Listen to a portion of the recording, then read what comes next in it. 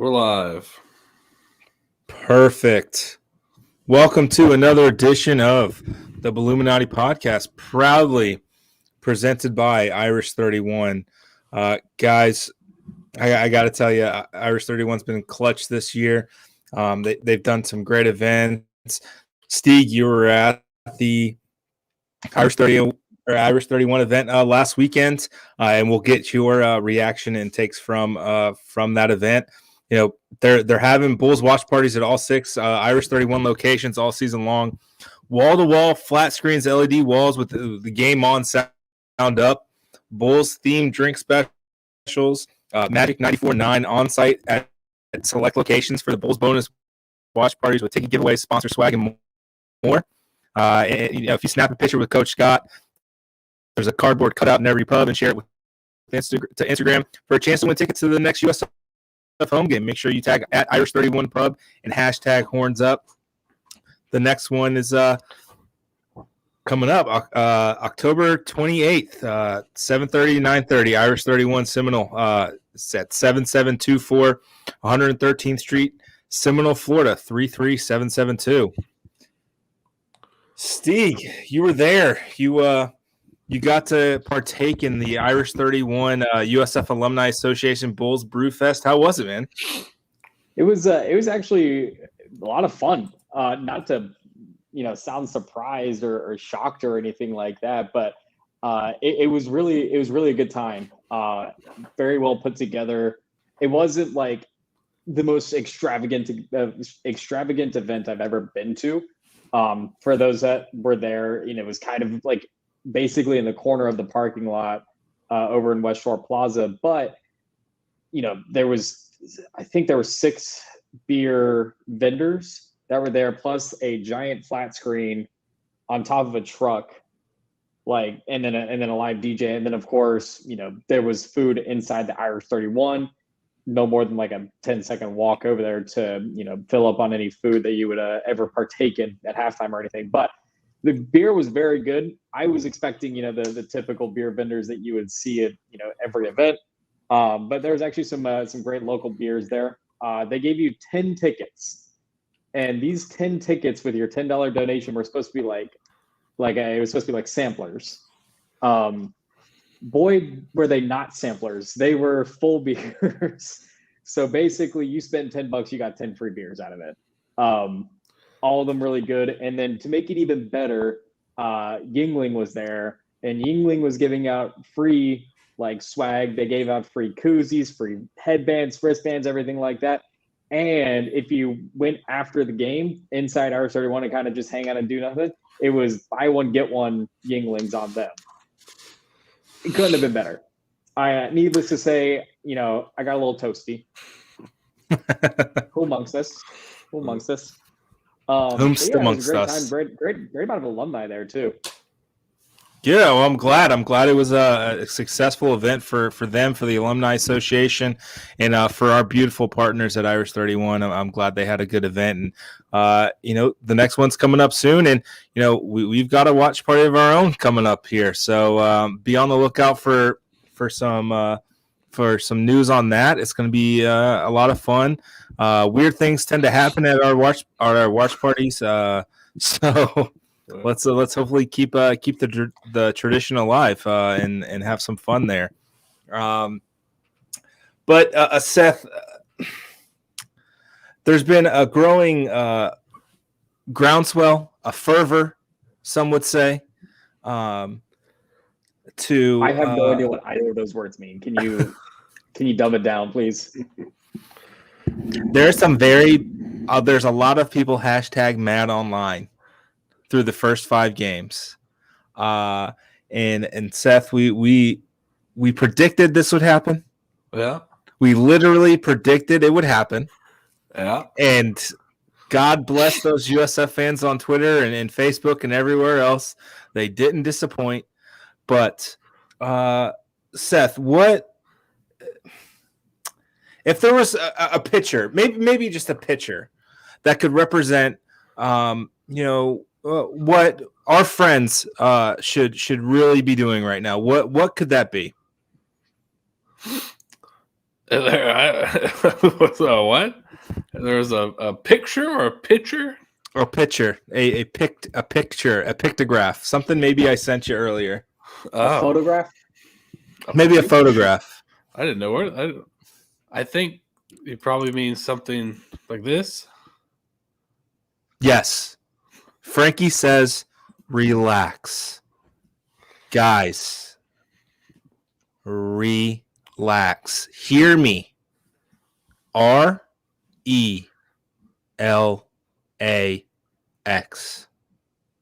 Relax.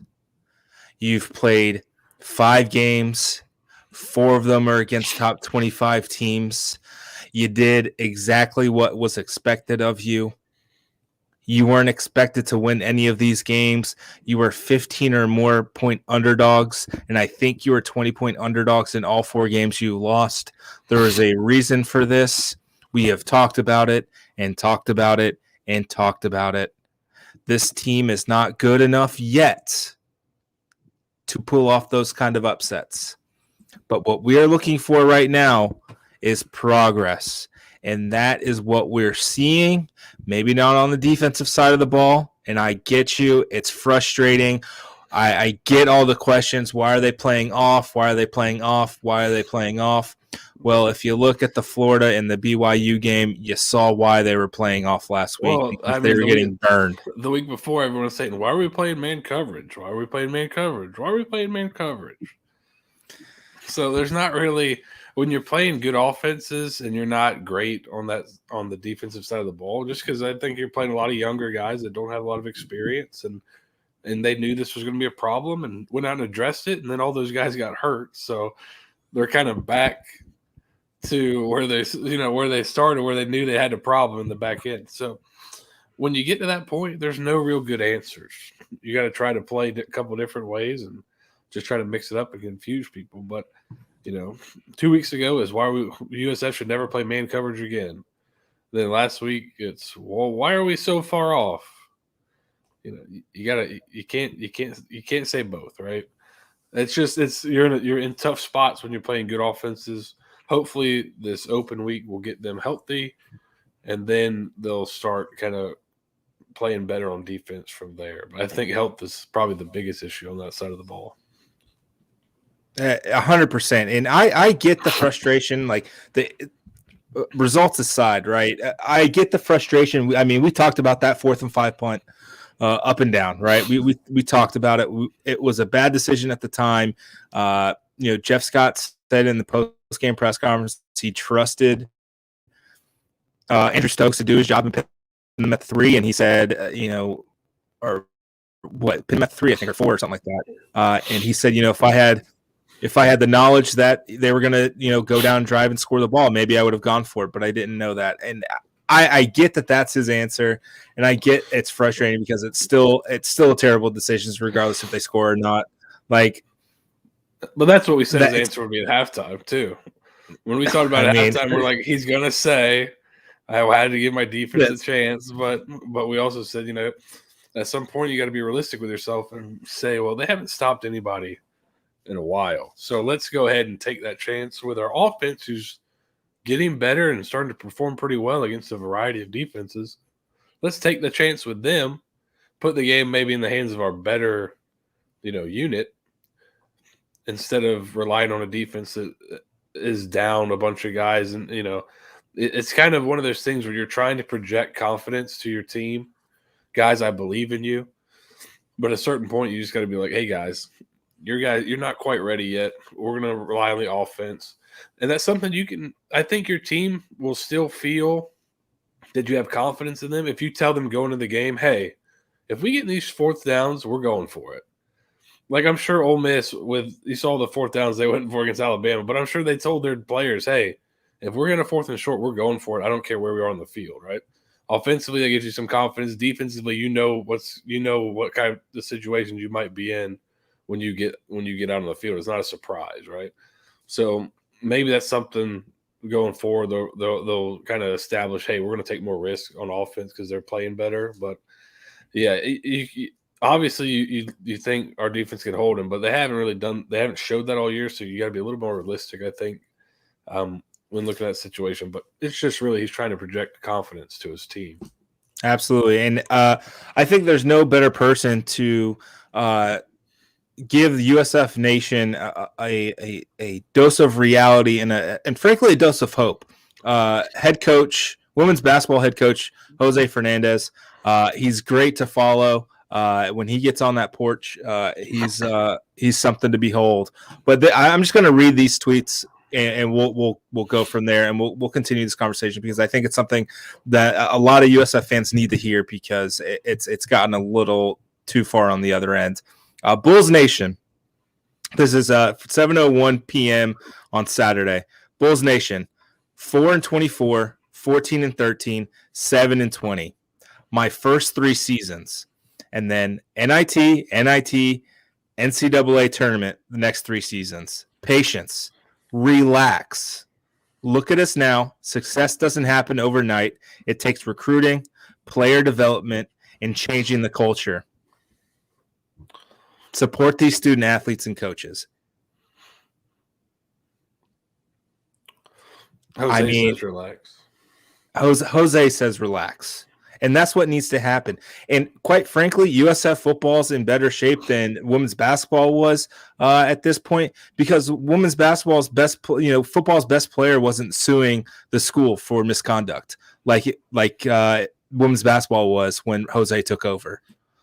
So we've got that going for us. All right. I mean, my goodness, it's gotten to be a bridge too far. And you know, he had a great rebuttal to someone who said, "I get it, coach, but the basketball team wasn't number 2 in the nation with multiple next level players. We've waited, we've been patient, we've watched coach after coach struggle, each one telling us to be patient." And then Jose's response is, "Hang it in the Louvre. It's so good." That's the problem. It was 2007, and everyone lost in the polls. That pushed us to number 2, which don't matter.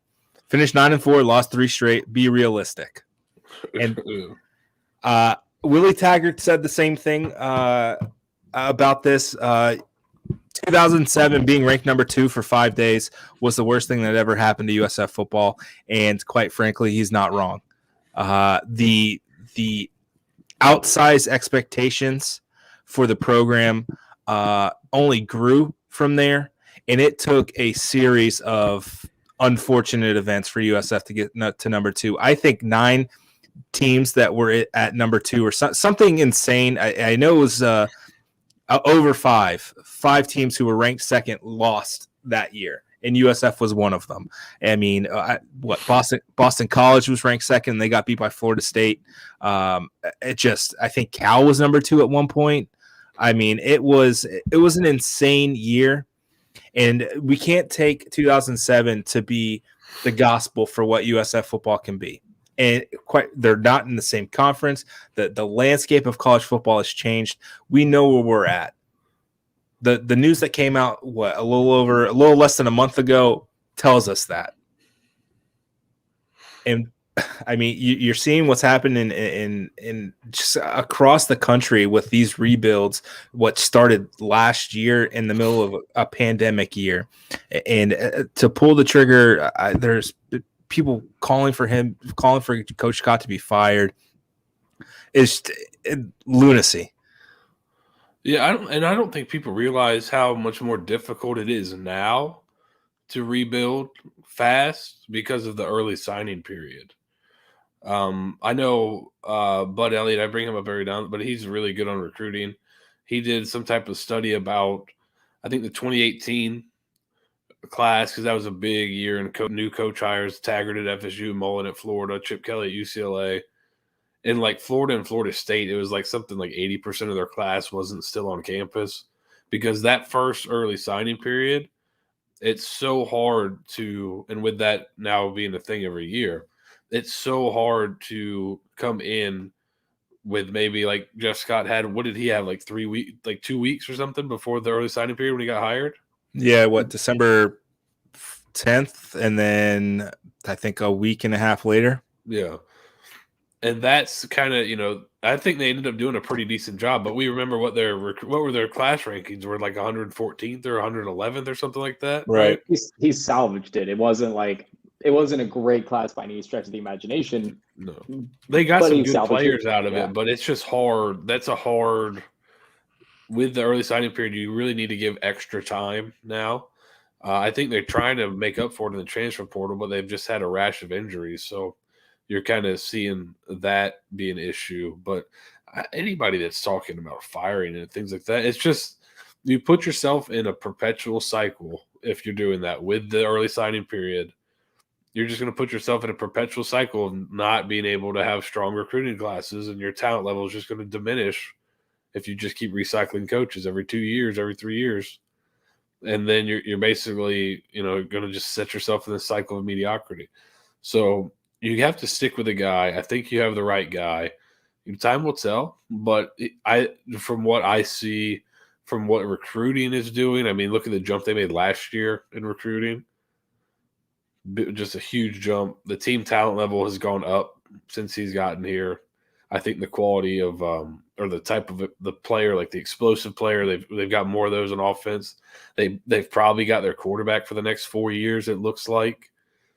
I mean, they're doing some good things. They just haven't quite figured out. The defensive side of the ball has been a little slower to come on, but they've also played some pretty good offenses in the first 5 games. So that's probably part of it too. I'm really interested to see where this conversation will be a month from now. No, a month absolutely. from now, we might be saying, "Oh my gosh, they're doing great. They stayed the course." It'll be the same people talking about how great they're doing, how awesome McClain is, and how the defense looks so much better now. For some reason, they must have really used that bye week to really watch film. No, they probably got guys healthy. So, but this will be an interesting conversation to have again in a month. Yeah, absolutely. And you talk about the attrition of that, with the early signing period and the attrition that first year coaches have, just from that first class. Charlie Strong's first class, of the 25 signees, 5 are still on the roster. 5. And then throw in a Bryce Miller and Andrew Mims as walk-ons, and that's the contributors that you have from your 2017 recruiting class, which would now technically be seniors. Right. So now you want to pull the parachute. You want to pull the ripcord on this and start over again. Are you kidding me? Yeah. So you've got that class coupled with a class that had to be put together really quickly because of a coach being hired so close to this early signing period. That's a recipe for some struggles, right? When you don't have that veteran leadership, you got a young team, and you had to put it together very fast. You're going to see some struggles. I think we need to be realistic and looking at that. The recruiting got better last year, but those guys are all freshmen, so there's going to be struggles here. Absolutely, and I think with us, right? I think we may. I don't want to put our. I don't know how to say this. I don't want to say that we have more influence than we do, but I do think we do have a hand in some of this. I'll be perfectly frank in that portion, but I think when we're all saying that this is still going to be fine, even though we're 1-4. We know, Seth, you and I, we watch the film, we talk about what's going to happen, and then it freaking happens in the game every single GD week, right? We are dead on, to quote my cousin Vinny, we are dead on balls accurate with this shit. Like, we are so in tune with what's going on with this program this season. It's an industry term. Look it up. All right. We are so in tune, and we're not freaking out yet. The rest of the fan base is freaking out. And we have the reputation as the hate block, and I get it. I really get it, because we don't take crap from the administration, from the main campus to athletics. We will not stand for having, people piss on us and tell us it's raining. I get it. And I get that we have the reputation of being negative, but the only reason that we have the reputation for being negative is because we called out Charlie Strong's tenure as it was happening, and we knew it wasn't going to work. And then guess what? It didn't fucking work. All right. So give coach got a chance, and I get it. His in-game management frustrates the shit out of me as well. I get it. He will eventually get it. He will hire someone. He will figure it out. But when Paul Feinbaum goes on ESPN on the SEC network and says, I get it. He's an SEC leaning guy, right? But when he says, man, Clemson's not right since Jeff Scott left, and you want to fire this guy? Are you kidding me? What are we doing here? It feels like I'm like on a radio show right now, and I'm just like venting. But like, what the hell are we doing here? That this is what the result is. I get we're in a show me now, I don't care about later age. I get it, man. I'm part of that generation. I'm at the tail end of that generation of the we want it now mentality. But dear God, give a man time to get out of the hole that Charlie Strong left USF in. And then I think Eric makes a good point. The staff around him is really young too. That helps with some of the clock management, some of that type of stuff. Sometimes it helps to have an older guy that, like last year when we were talking about the timeouts before the 2-point conversion and, that kind of stuff. Sometimes you have a guy up in the box that's your spotter that's kind of telling you what looks you're getting and that kind of stuff. And sometimes those guys make mistakes too, especially if they're on the younger end and they're kind of just new into coaching. So that could be part of it too. It's a young group. I think it's a really talented group though, just in the coaching staff and in terms of the players.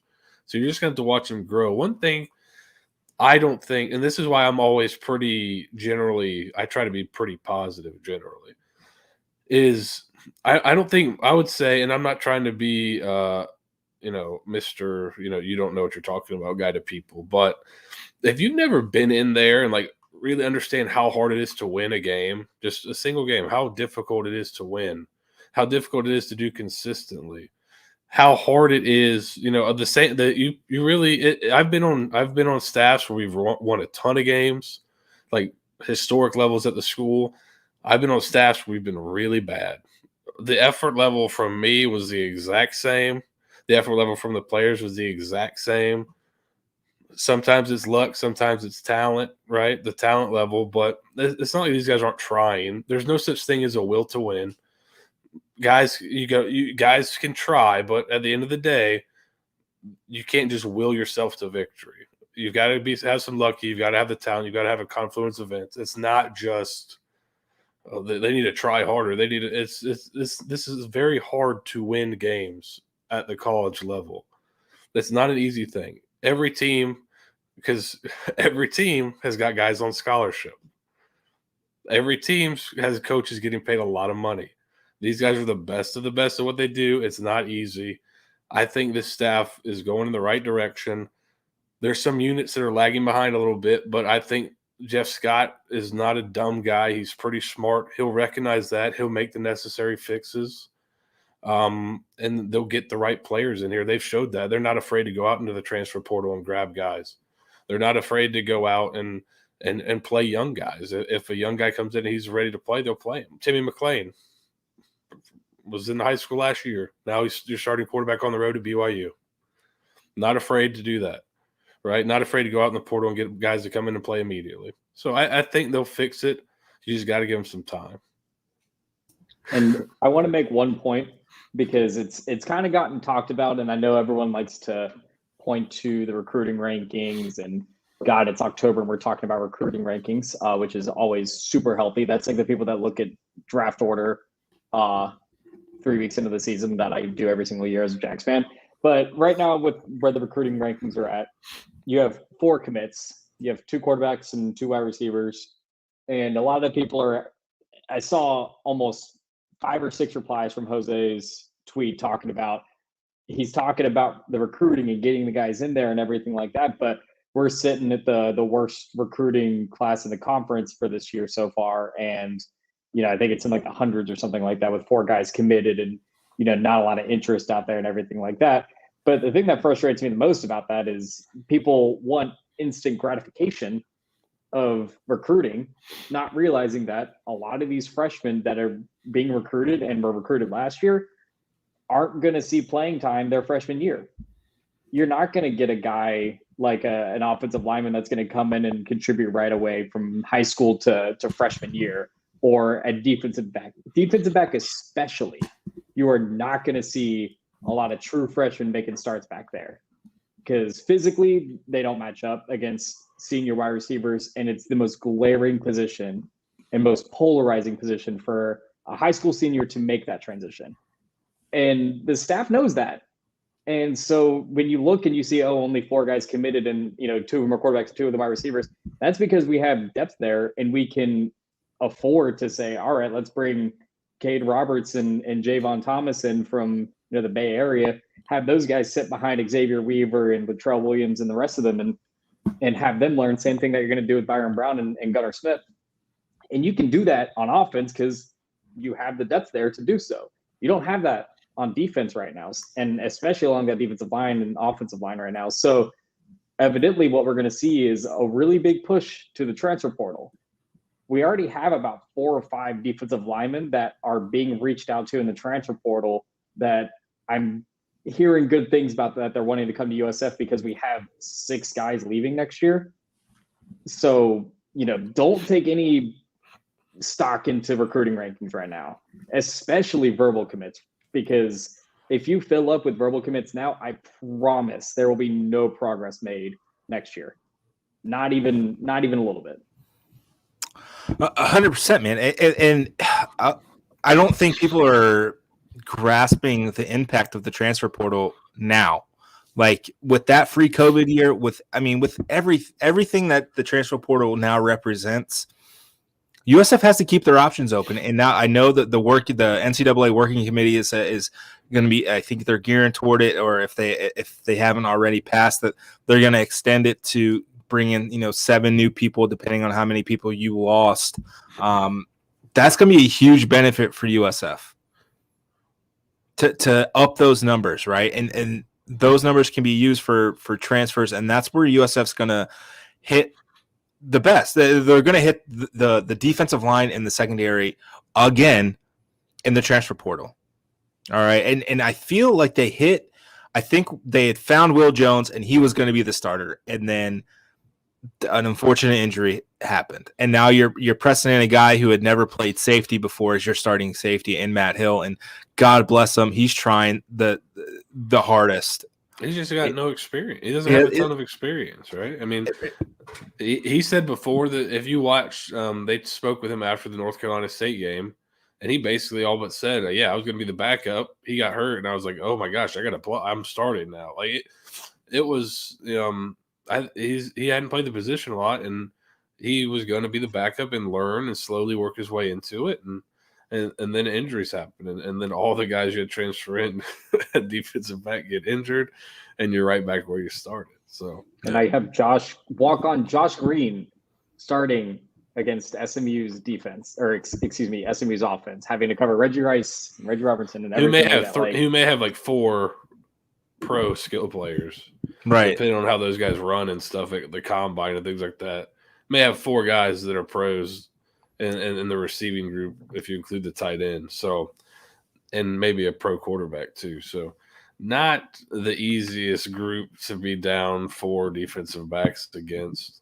And then Jalen Herring was also out, a guy who came in because TJ Robinson got hurt last week or 2 weeks ago. I guess at this point, I mean. And I want to be clear. I get the frustration with the defense because we'll harp on it until the cows come home. They're not getting pressure. They're not creating havoc. They're not sacking the quarterback. And I get it, man. And that position where there is depth there's a lot of seniors across that line, and they're still not getting pressure. And I get it. It's frustrating, but it just puts a giant spotlight on the secondary when they're not getting pressure. Well, they all work, right? It all works together, right? So if I've got a young secondary doesn't have a lot of experience, I'm probably not going to blitz a ton because I don't want to put them in man coverage situations, right? So if I'm not blitzing, I'm only rushing 3, I'm probably not going to get a lot of pressure, right? I mean, sometimes you can, but usually that's like the best defensive lines in the country will rush 3 and 4 and get pressure. But other than that, nobody gets a ton of pressure with 3. So now you don't get – so now, well, how can we ratchet up the pressure? All right, well, let's play more man coverage. All right, well, Florida hit some bombs over the top on you, right? BYU hit some shots over the top, even though that was kind of zone where they played the safeties for run. It wasn't necessarily man coverage per se, but right. So it's kind of all working together. So, the other thing I think that everyone needs to remember about the line of scrimmage is like literally everybody's looking for those guys in the transfer portal. Florida brought in 3. Florida brought in 1 the Monday of the first game of the season, and he played that Saturday. So literally everybody's looking for defensive linemen. So I'm sure they tried to get him in the portal, but everybody in the state was looking for him. So you may have a guy in the past like Daquan Newkirk who's starting at Florida now, was at Auburn. Maybe in the past, Florida's all booked up. He comes, so he's, I want to play closer to home. All right, USF, I can go right in and play. Maybe he goes there.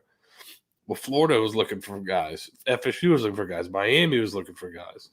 So it was kind of a tough year to be in the portal for defensive linemen, I think. I wouldn't think it was a lack of effort. I think there was a lot of options in the state for those guys that wanted to come back home. So I think that made it a little bit tough where you couldn't quite upgrade there and you're kind of stuck with what you had last year. And those guys are playing hard and they're better. I think it's better than it was last year. They're getting pressure, at least. It's not always in the stats, but they're getting pressure in the quarterbacks. They're winning some battles up front.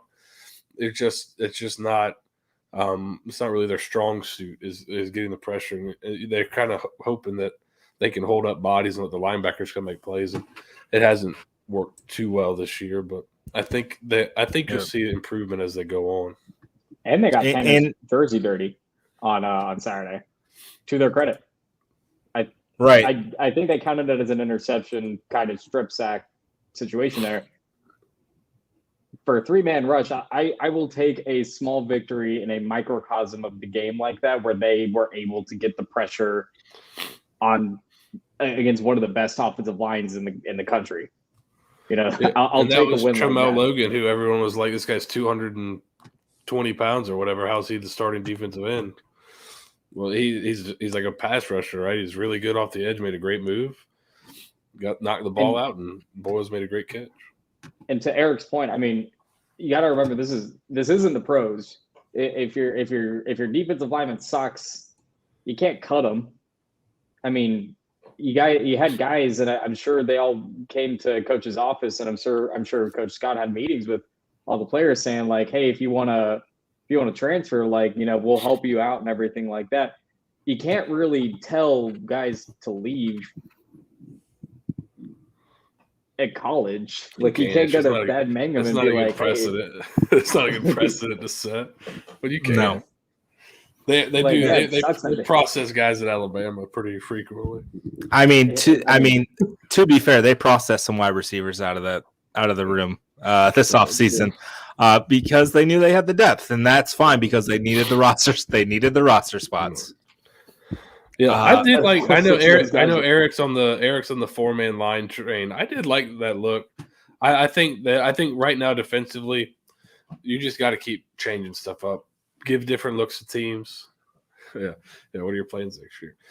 Keep giving different looks to teams, and then see, maybe you find something. But the portal is also going to affect going back to the recruiting talk about kind of where they're at right now. The portal is also that free transfer, from in the portal is also going to push a lot of high school guys back, I think, to the second side. The guys that are not the cream of the crop, top of the line, that kind of next level down where, your mid 4-star, 3-star guys. I think you may see more of them sign in the normal signing period because a lot of schools are going to be holding spots open for transfers for college guys to try to get them in January. So you may not see you may see the real high level guys use the early signing day, but you may see a lot of guys wait till the traditional one. And so maybe that's kind of what's happening with some of these guys in high school with USF. maybe they're kind of all waiting each other out to see what happens after this early signing period with the transfers. So something to watch for. Yep. And to take a positive away from the SMU game, defensively at least, you mentioned Tramal Logan kind of creating the pressure, creating the interception. I think it was a strip sack for county purposes. But they had 6 tackles for loss, which was nearly half of what they had through the first 3 games. So against an offensive line who gets a lot of good push, and against an offensive line who hasn't given up a sack, that's a step in the right direction, right? And that's where you want to see some progress. And you're not going to be going up against these kind of offensive lines. Like these 4 offensive lines that USF has faced are talented beyond belief, and the only one better possibly is Cincinnati, and that is it. And literally, that is it. Now you're getting. I just had the schedule pulled up. So coming off of the bye, here are the next 4 games. Okay, you're getting Tulsa at home. You're getting Temple at home. You go to ECU on a Thursday night, and then you're home for Houston, which is homecoming for the Bulls. I mean, the back half of the schedule sets up nicely. And now that Black Friday game looks kind of winnable. I'm not saying they'll win it, but it's the odds have raised from 1% to like 17%. And it can only I feel like it can only get higher from there. I think Central Florida's got a lot of stuff to work out. They're still breaking in a new quarterback after the Dylan Gabriel injury. I get that. But when you lose to Navy, everything comes into question, especially this version of Navy. Now, 2016, 2017 points, right? Yeah, I think it was 35-28 or something, like 35. Like they were 34-30, I think. 34. So Navy offense that have gotten their offensive coordinator fired. They gained 67 yards on Air Force, for reference. Are you telling me that Big Cat Bryant didn't play well against Navy? Maybe not. You telling me that those defensive backs that got torched by BYU were actually that good, and maybe giving them preseason number 2 ranking in the conference was a little overzealous just because Gus Malzahn likes to say a bunch of buzzwords in press conferences like a used car salesman? We shall see. But all I know is that the mighty Air Force defense only gave up 67 yards to Navy's offense. So do with that what you may. Do with that what you will. And Tulane needs to start figuring it out here soon. My preseason number 4 team in the conference is also 1-4, just like the Bulls, and they're backsliding a little bit. So they've got to figure it out. So the back half of this schedule outside of Cincinnati is a lot more appetizing than the first 5 games. And that's what we need to keep in focus here. And 1-4 record sucks, right? Not having won an FBS game since October, I think it was 2019, if I'm not mistaken. It was our last watch party versus ECU at ECU. Like, I get it. But you have to, if you don't see that the progress the team's making, then you just don't want to see it, and you want to be negative. You want to fire someone because you want to fire someone, and it's the cool thing to do, and it's what you wish you could do. Like this is like Madden level where you're the owner of the team and you fire people just because, and then you realize, oh crap, I don't have enough salary cap left to get a good coach, and now I'm stuck with this. And that's what would happen. You're hamstringing your entire athletic department because you want to fire a guy because you haven't fired someone in 6 months. Like get over it.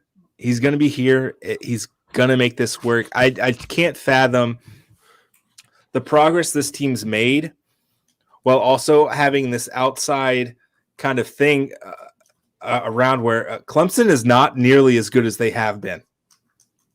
And the offense, I get that they're breaking in a new quarterback, but it's still a really talented quarterback. They still have talent there, but they have a lot of something missing. There's a lot of really highly rated receivers that all of a sudden aren't getting as open anymore. There might be something to a receivers coach being gone. Yes. So yeah, and here's the other part of it, right? I don't know if I blacked out for a second, so I'm not sure if you said this, but here's the other part of it.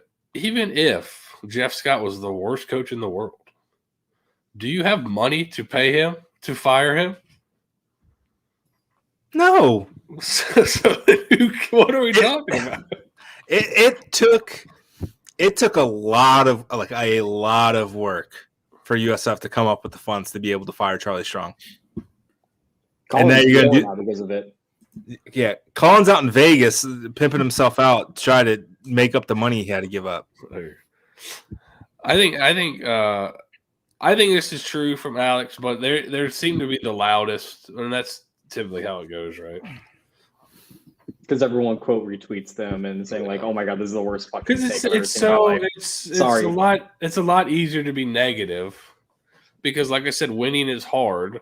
So if I'm just the guy that's always negative, I'm going to be right a lot, because more often you're not going to win every game. So if I'm Mr. Negative all the time, when they lose, I can just bask in it, and when they win, everyone's happy, so nobody cares, right?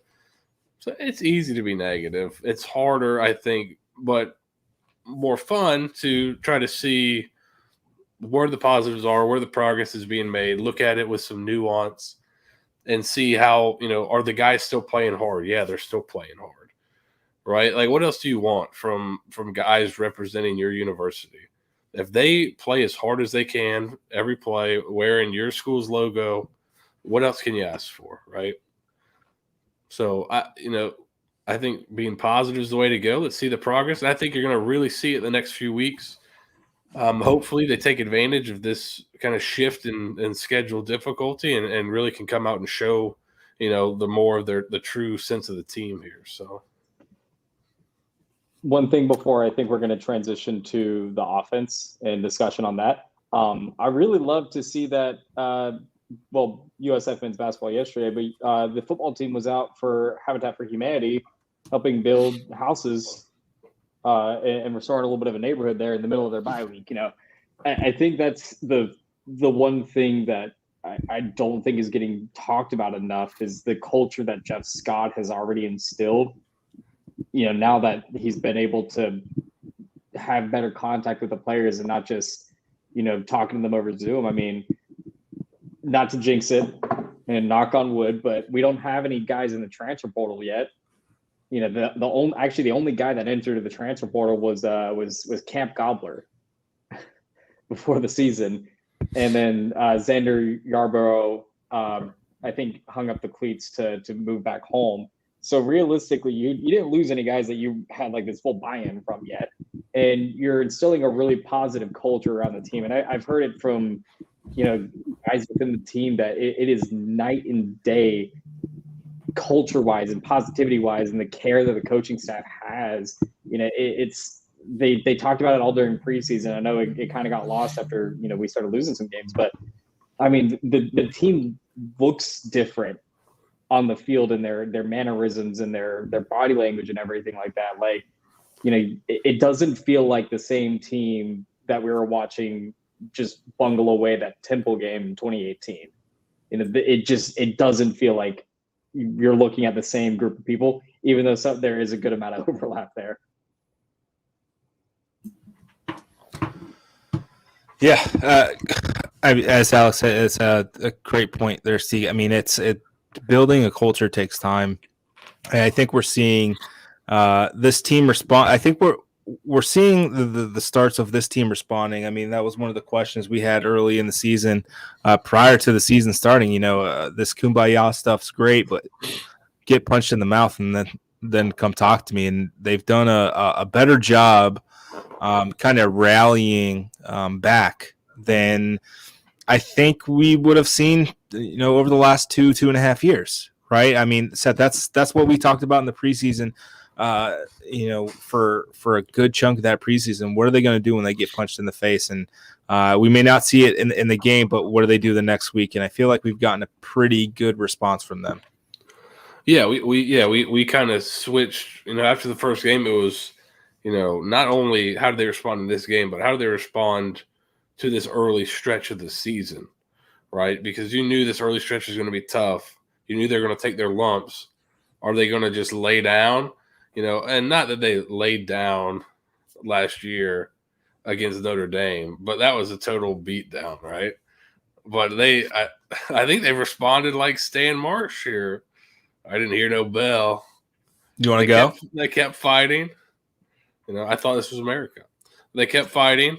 And now I think they're to the part of the schedule where they can really come on and win some games here. And they've gotten good experience for a lot of young guys, which you didn't quite anticipate coming in, having to play as many young guys as they have. But they've responded well to the first couple games, especially. I think it started with that response to the second quarter against Florida, where Florida just laid on a bunch of points really quickly. You could have just laid down and died, but they came back and scored in the second half. 3 touchdowns, right? 20 points, right? Yep. Pretty much.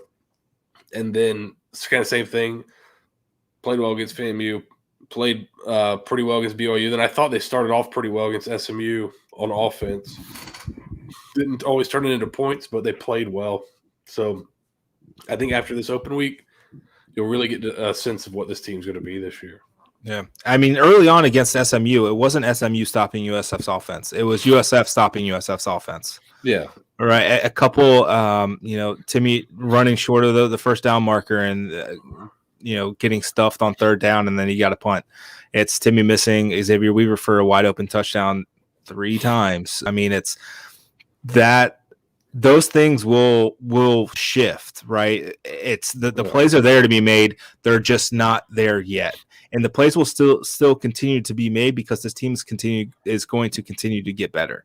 So that's what we want to, keep you guys in mind. And I think if I want to draw comparisons a little bit, that 2015 season when things started to click, USF was kind of buoyed by a really talented defense. Tom Allen had that thing humming, and we're just not quite there yet. So we may not see the automatic shift like how we saw it in 2015. Like, we're not going to get it like that, Thursday or Friday night Temple performance where they just kind of run through everyone, right? But you're going to start to see bits and pieces of it. We've started to see it. I think this bye week couldn't have come at a better time to, just really press the reset button, get back to, what they do well, give Timmy another 2 weeks of first team reps, get some guys healthy, get him familiar with the offensive line. As Eric mentioned, the turnover at right guard, I think Dustin Hall is going to be your future right guard going forward. I think he's earned that. And just more continuity with the wide receivers, getting those first team reps, continuing to improve. I think that's what you're going to see. I think we saw flashes of Jimmy Horn last week, 5 catches, 102 yards. He caught all 5 targets. I think that just for any of the freshmen that have been playing or the young guys who've been playing, this bye week's going to come at a perfect time because now you have 2 weeks to kind of review the film, get better. I hope to God they're still doing live tackling during practices because that's still a glaring issue. Those walk-ons are taking a beating during this bye week. Yeah, I feel terrible for the scout team, but it's for the greater good. So I get it. Hopefully, the players who've got some NIL money will, buy him a nice dinner or something for taking this beating. But it's and Jeff Scott, to your point, Jeff Scott even said as much because we've kind of been we'd seen the flashes from Jimmy Horn and we're like, why isn't he playing a little bit more? Why is he splitting time so much? And I think it may have been right after the game. Jeff Scott said he's glad to see him get going. He still kind of was learning the offense. He was still kind of getting the flow of the offense a little bit.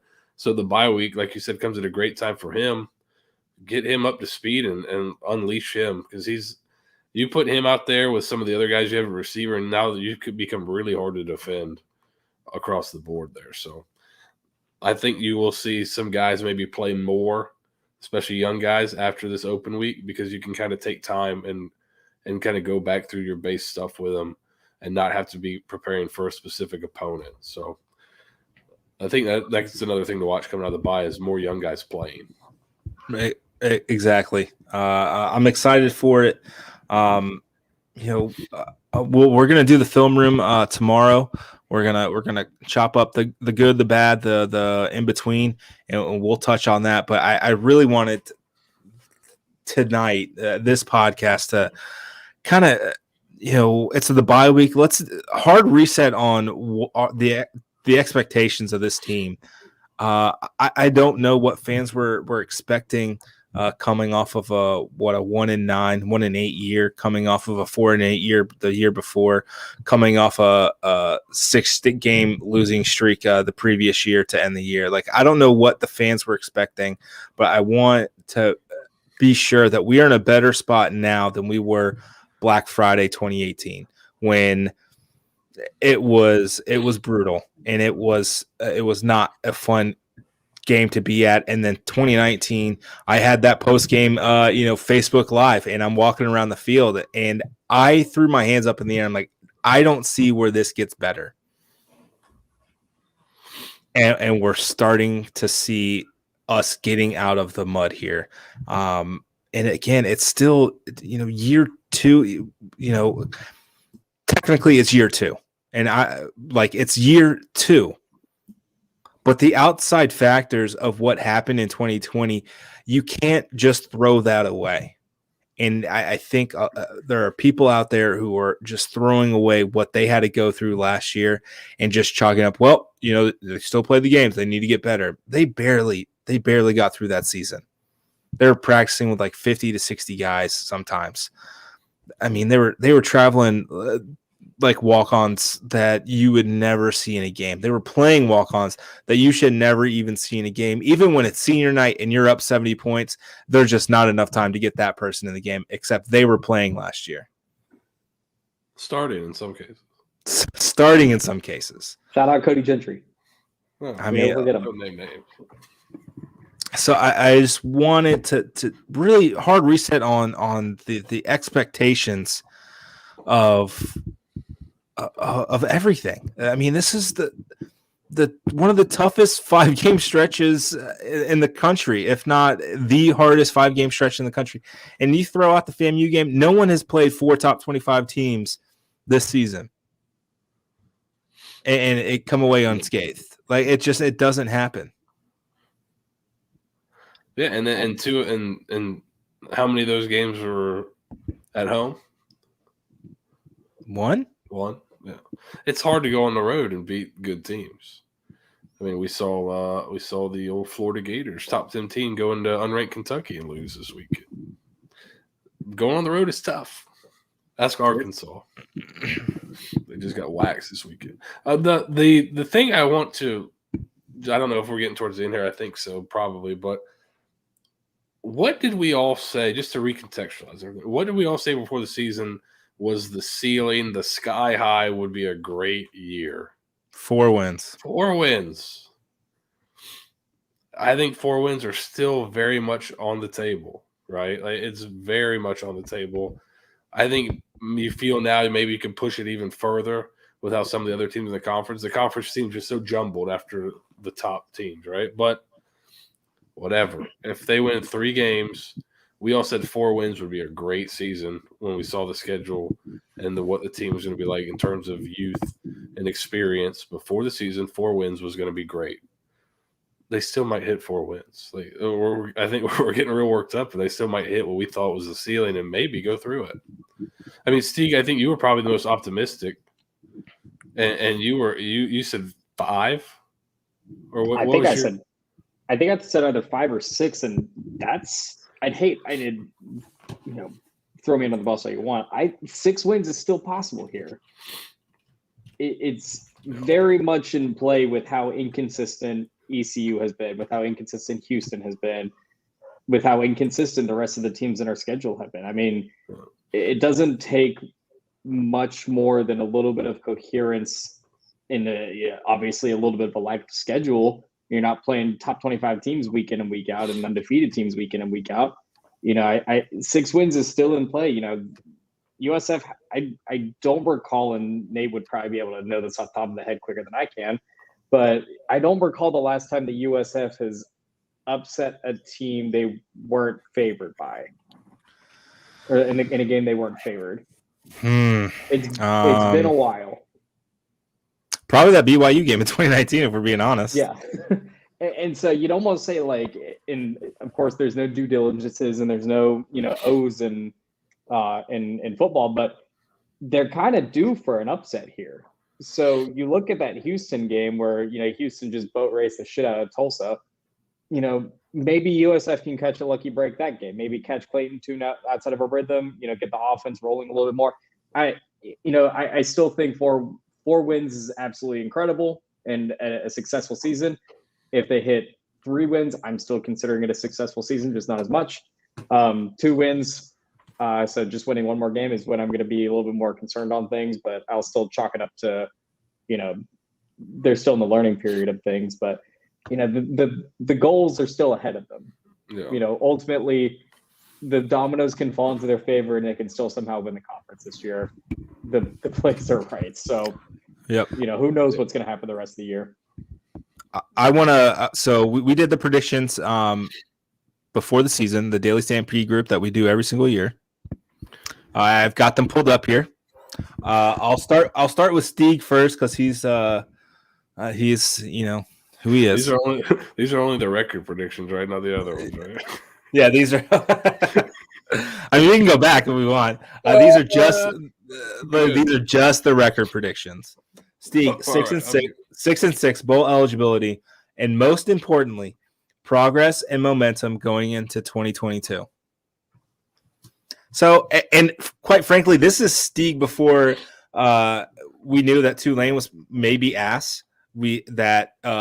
Central Florida is going through some stuff. Tulsa, obviously not great. So, I mean, Steeg's not out of his prediction could still come true depending on how the last 7 games go. This is the furthest I've ever made it statistically on one of my predictions coming true. Like we eclipsed the Memphis game at this point. Right. And then this was mine. A respectable 4-8. FAMU, Temple, ECU, and one of BYU. Whoops. But one of BYU, Tulsa, Houston, Tulane. You can talk me into 5 wins, but that's my limit. This year sets USF up for even more progress in 2022. Seth was pragmatic as ever. Give me the over 3.5 wins. Anything over 4 wins this year is gravy. And it all sets up for that. These next 4 games are crucial. I think we're going to see some wins here. Even if they go 2-2 in these next 4 games, perfect. If they lose out, then we'll have some issues, and we'll definitely race. That'll be it'll be concerning. Unless there's something catastrophic happening that explains it. But if these guys get healthy and then they still keep losing, then we'll have questions, and that is perfectly fine. This is not a black and white situation, right? There are still going to be factors that we need to consider as we get further down the road. But right now, we are still in line for the 4 wins that we all thought they would get. To Alex's point, and to answer his question, and I'm going to speak for everyone in the world, abso-fucking-lutely would I take a win over Cincinnati and shock the world there. That would pay so many dividends to this team and this experience that they would get. And also, I would talk the most amount of shit ever. I would not shut up about that. I would never let anyone even close to that tri-state area ever forget that USF upset Cincinnati and ruined their chances to the College Football Playoff. And USF is still statistically the closest the Group of 5 school has ever been to a national championship. Because they'll be, I would imagine by the time that game rolls around, they're at least a top 5 team. Yeah, because that's what I mean. By that point, they're, I think, at least. When do the CFP rankings start coming out? I think like in October, typically, right? Mm-hmm. Probably 3 weeks from now, maybe. Because Iowa's in front of them, and Iowa's gonna lose. May lose to Penn State this weekend, maybe. But 2 weeks. 2 weeks for the CFP 2 coming weeks. up 2 weeks. Okay. So yeah, I think if you can get a top 5 win, that would, I think, calm a lot of the issues. I see the counterpoint is that since he's being undefeated, they make the playoff. Maybe that helps the group of 5. But since he's leaving the conference, so maybe it's kind of a middle finger on the way out. Yeah. I mean, I don't know if I don't know if I'd be as I mean, obviously it's a great win, but there's a piece of me that's that would be kind of sad. I like Cincinnati. Their fans are a little weird. I get it. But outside of Tony Pike, I can stand the rest of the Bearcats. Oh, and the running back. Who's the stupid ass running back? Oh, someone in the comments. There was a Tony Pike, Zach Caleros, and then there was a stupid running back that always just gave USF the business. Oh, my God. It wasn't Isaiah Peed, was it? Oh, I think it was. Oh, that fucker. I hope he's doing well, but him, Ray Graham, Dion Lewis, Shady McCoy, all of them can go to hell. All of them. Every single running back from that Big East era, except for Steve Slayton and Noel Devine, because they couldn't do shit against USF, but the rest of them can go straight to hell. I couldn't stand them. I remember watching a Shady McCoy game against USF, and like his jump cuts, like he was jumping like 2.5 gaps over and just bursting through the hole. I'm like, yeah, we don't have anyone who can do that or stop that, and he did not get stopped. Yeah. And if Cincinnati has trouble with USF this year, I don't think them getting into the playoff would do a great for the G5's case in the future, because Georgia or Alabama would beat them by 75 points in the first round. So yeah, that's generous. Yeah, so I watched Georgia play Arkansas. Oh boy, yeah, they're different. They're pretty good. And, I mean, Cincinnati could beat the rest of the people on their schedule, 50-0, and there's a good chance Alabama or Georgia could hang 70 on them.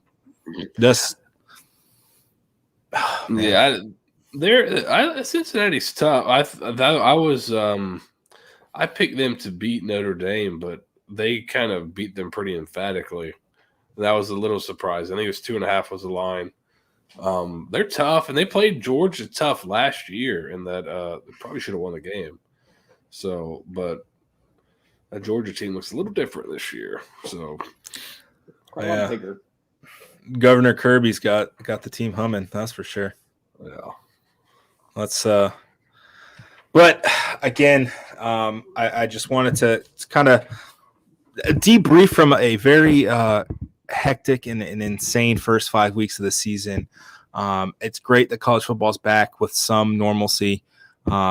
It's been a lot of fun watching these games, a lot of upsets, FBS versus FBS, FCS versus FBS, a lot of upsets. I praise the good Lord that USF was not a casualty of the FCS upset, because, brother, we would be having a real different conversation right now. But there's still hope. There's still everything is in front of USF still. I'm not talking about a bowl game, everything in front of them, but progress brick by brick, and they can get to 4 wins pretty easily if they just play, if they keep improving and playing the way they have been and improving upon that. There's easily 3 other wins on the rest of the schedule, and 3 and 4 in the final 7 games. I'll take that every day of the week with the way this program has been over the last 2.5 years.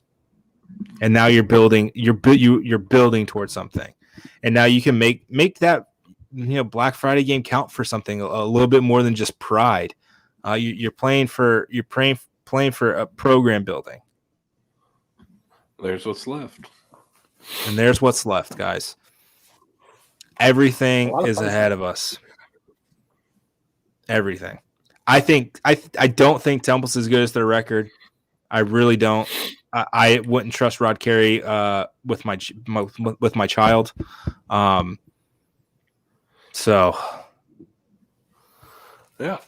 I think let's revisit this conversation in a month and see where we're at. I would guess we're probably in a little bit of a different place. I would think so. I would hope so. God, I hope so. I think we're gonna have a much different conversation the week of that Cincinnati game than we have previously, and where we're at now. And I think the fan base is going to find out that this team is actually getting better, and it's setting up for a really good 2022. And that's where we gotta to leave it. That's where the hope lies, and we'll pick it up from there. Alex, I agree, man. I am so annoyed that we dropped the game against ECU. Their fans are literally the worst. So I agree with you on that one. But for that, we will have the film room tomorrow night. But for Seth, Steeg, and Nathan, this has been the Bulluminati podcast, proudly presented by Irish 31. Check out all of their locations. After that Black Friday game, go hang out at the Irish 31 in Oviedo. Celebrate, enjoy it. Go to the Seminole one in a few weeks. Go to the Wesley Chapel one. Go to the West Chase, the West Shore. Go to the Hyde Park one. Go check them out. Tell them the Daily Stampede sent you. Have fun. Be safe. Enjoy the bye week. I'm going to do a bunch of Halloween stuff with the kids, going up to someplace off of 52 that has like a spooky train for the kids and like a haunted trail. We've got a lot of stuff planned for the weekend to really get you pumped up for Halloween on a Sunday. So it'll be fun. Enjoy the bye week. We'll talk to you guys tomorrow as we break down the SMU game film and get prepped for the real season starting. The season that can really change the trajectory of this program. As Frankie says, relax, be safe, have a good night. Go Bulls. Go Bulls.